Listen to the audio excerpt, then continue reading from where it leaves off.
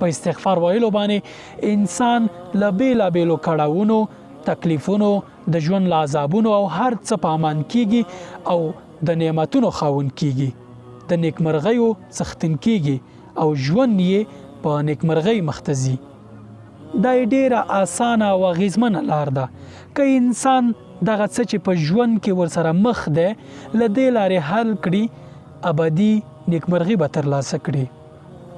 هغوی چې استغفار وایي څو ګټې کوي هیڅ کله په ژوند کې کړاوونو یا دنیوي عذابونو سره نه مخ کیږي وما كان الله معذبهم وهم يستغفرون هغوی چې استغفار وایي هیڅ کله به په عذاب یا په کړاو وخت نشي د معذبهم کلمه اسمی صيغه د دلالت په شمولیت کوي په دې معنی چې هغوی چې استغفار وایونکي دي هیڅ کله به له روحي معنوي بدني او یا بل هیڅ تکلیف سره یا کړاو سره مخ نشي